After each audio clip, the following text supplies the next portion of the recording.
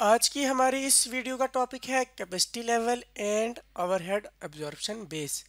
सबसे पहले हम देखते हैं कि कैपेसिटी लेवल किसे कहते हैं। बेसिकली कैपेसिटी लेवल से मुराद है एबिलिटी टू प्रोड्यूस, यानी कि आप अपने जो गिवन रिसोर्सेज हैं जिसमें प्लांट मशीनरी वगैरह आ जाते हैं या आपके वर्क फोर्स आ जाती है, उनको इस्तेमाल करते हुए आप कितने अपनी प्रोडक्ट्स प्रोड्यूस कर सकते हो। कैपेसिटी लेवल को हम एक्टिविटी लेवल भी कहते हैं और इसको यूँ समझ सकते हैं कि अगर एक ऐसी गारमेंट्स की फैक्ट्री है जो सिर्फ और सिर्फ शर्ट्स बनाती है, तो एक्टिविटी लेवल या उसकी कैपेसिटी लेवल से ये मुराद होगा कि वो अपने वर्कर्स को और अपनी जो मशीनरी है उसको इस्तेमाल करते हुए कितनी नंबर ऑफ़ शर्ट्स बना सकता है, तो वो उसके लिए कैपेसिटी लेवल कहलाएगा। अब जिस तरह हमने यहाँ एग्जांपल में देखा था कि वो अगर गारमेंट्स की फैक्ट्री सिर्फ और सिर्फ शर्ट्स बनाती है, यानी एक ही तरह की शर्ट्स बना रही है, तो उसकी एक्टिविटी लेवल को मेजर करने के लिए हमने देखा था कितने नंबर ऑफ शर्ट्स बनाएगा। लेकिन अगर वो वही गारमेंट्स की फैक्ट्री मुख्तलिफ चीज़ें बनाती है, अगर इसके अलावा शर्ट्स के अलावा और भी अगर वो कोई प्रोडक्ट्स बनाती है, शर्ट्स वगैरह हो गई, शर्ट्स के अलावा ट्राउज़र वगैरह हो गए, तो उसकी एक्टिविटी लेवल या कैपेसिटी लेवल को मेजर करने के लिए हम देखेंगे कि उसके जो वर्कर हैं या उसके पास कितने डायरेक्ट लेबर के आवर्स हैं, उसकी डायरेक्ट लेबर की कॉस्ट कितनी है, या उसकी मशीन आवर्स कितने हैं, कितना वो मशीन आवर काम कर सकती है उसकी जो मशीनरी है। इस तरह की बेसिस के ऊपर हम देखेंगे कि उसकी कैपेसिटी लेवल कितनी है। कॉस्ट अकाउंटिंग के अंदर बेसिकली कैपेसिटी लेवल को चार कैटेगरीज के अंदर डिवाइड किया गया है या इसकी टाइप्स बना दी गई हैं। सबसे पहले जो हमारे पास आती है वो है थ्योरेटिकल कैपेसिटी, फिर प्रैक्टिकल कैपेसिटी और इसके बाद एक्सपेक्टेड एक्चुअल कैपेसिटी और नॉर्मल कैपेसिटी। अब हम बारी बारी इन चारों को देख लेते हैं।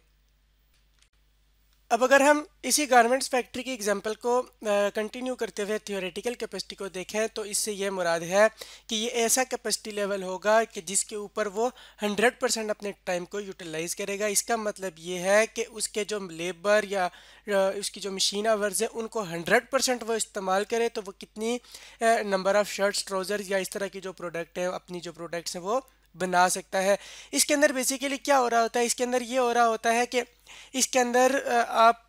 कोई भी छुट्टी को कंसीडर नहीं करते, ना आप ये ज्यूम कर रहे होते हो कि कोई आपकी मशीन ख़राब हो सकती है, इस तरह की कोई भी आप इसके अंदर कंडीशन नहीं ले रहे होते, बल्कि सिर्फ ये देख रहे होते हो कि ये सब कुछ ठीक हो तो हमारे कितनी प्रोडक्ट हम बना सकते हैं, यानी कि कितना टाइम यूटिलाइज करके कितनी हम कैपेसिटी अपनी जनरेट कर सकते हैं। ये एक किस्म की आइडियलाइज्ड कैपेसिटी होती है, यानी कि सिर्फ ये सोची जा सकती है, ये प्रैक्टिकली अचीव नहीं की जा सकती, क्योंकि जब हम काम कर रहे होते हैं तो मशीन भी ख़राब हो सकती है। इसके अलावा जो वर्कर है उसको भी रेस्ट के लिए थोड़ा टाइम चाहिए होता है। इस तरह की चीज़ों को ये थ्योरेटिकल कैपेसिटी कवर नहीं करती।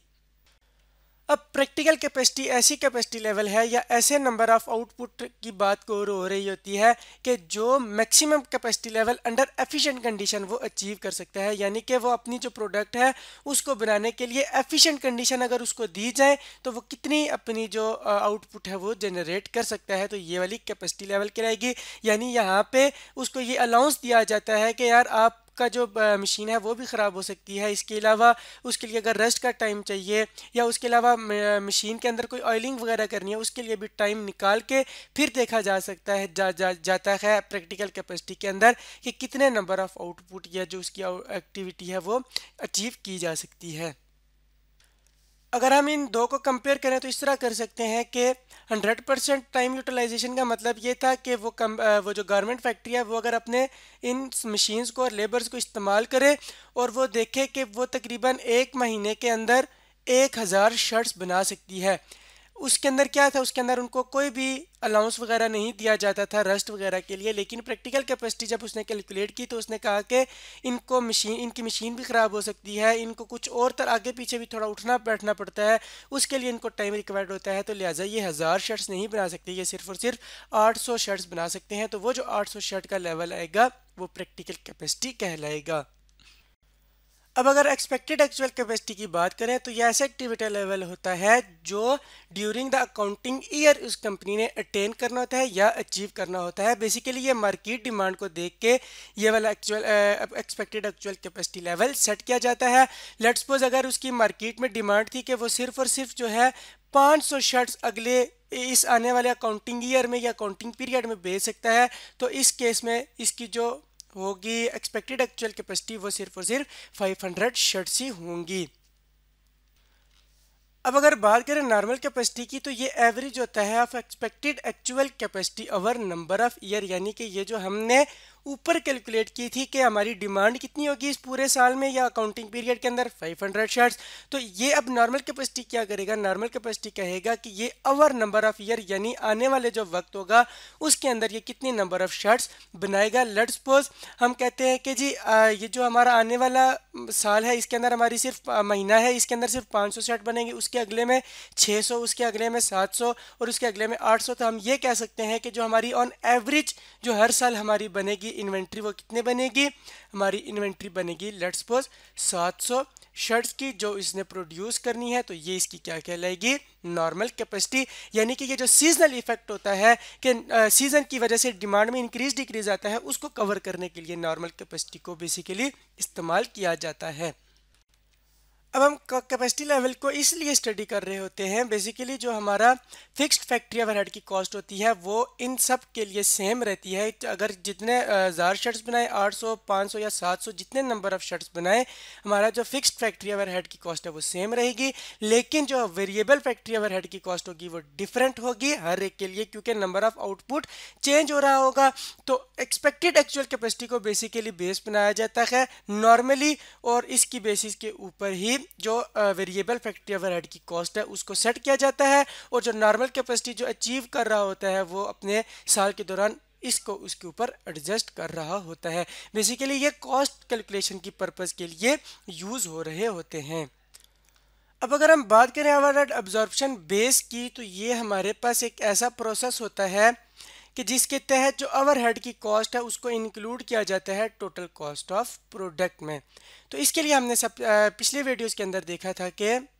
एक प्री डिटरमाइंड रेट कैलकुलेट किया जाता है और उस रेट को हम ओवरहेड अब्जॉर्प्शन रेट कहते हैं। और इस वहाँ पे भी हमने देखा था कि इस रेट के तहत क्या हो रहा था, ओवरहेड की जो कॉस्ट थी वो टोटल कॉस्ट के अंदर जो प्रोडक्ट की टोटल कॉस्ट थी उसके अंदर इंक्लूड की जा रही थी। अब हमारे पास नॉर्मली प्रोडक्ट्स जो हैं वो दो तरह की होती हैं, या सिमिलर प्रोडक्ट्स होती हैं, डिसिमिलर प्रोडक्ट होती हैं। अगर इसकी हम एग्जांपल लें तो ये हमारे पास ऐसी प्रोडक्ट्स होती हैं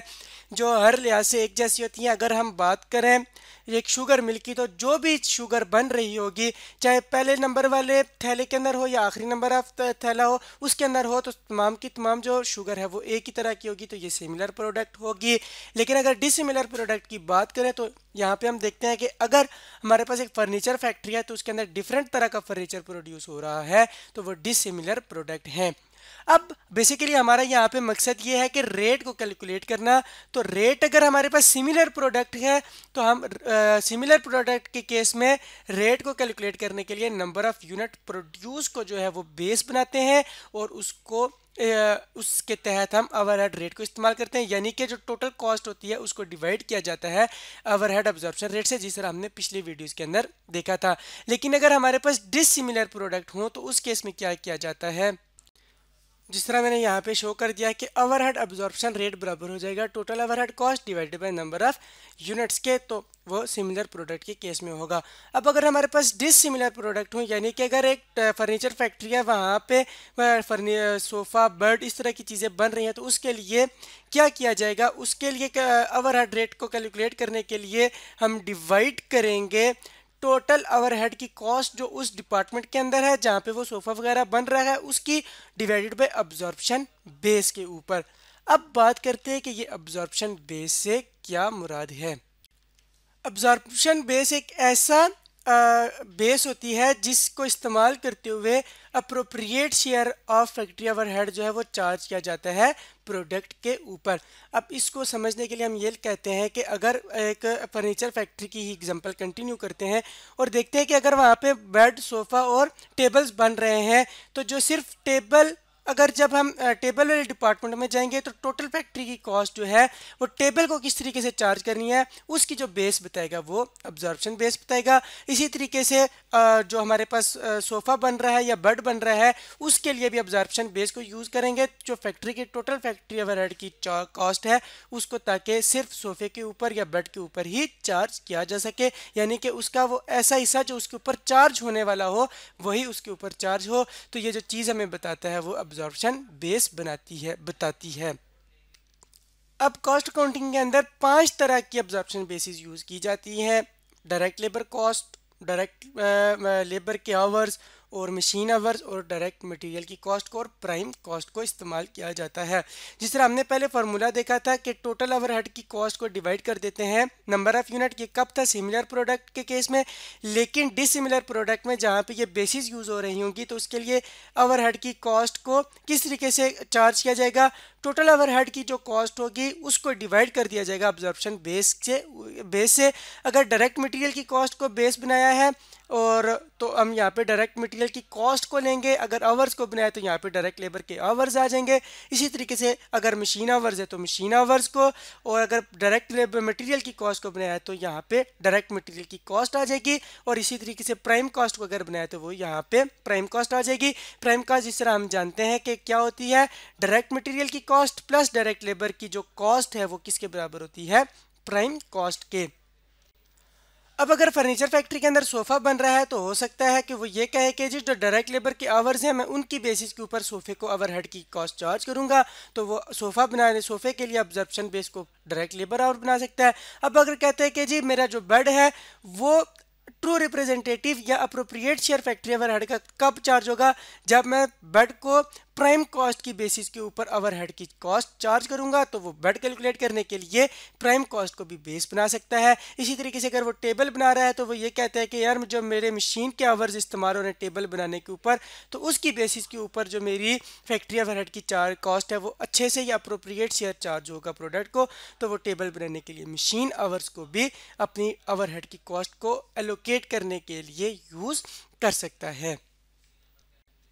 तो इसका मतलब ये हो गया कि जब डिसिमिलर प्रोडक्ट बन रही होंगी तो जो टोटल ओवरहेड की कॉस्ट होगी उसको हर प्रोडक्ट के ऊपर चार्ज करने के लिए डिफरेंट जो अब्जॉर्प्शन की बेसिस है वो भी इस्तेमाल की जा सकती हैं। सिर्फ उसके लिए ये वाली जो लाइन है वो हमें इसका ख्याल रखना होगा कि अप्रोप्रिएट शेयर जो है वो प्रोडक्ट को फैक्ट्री ओवरहेड का चार्ज होना चाहिए।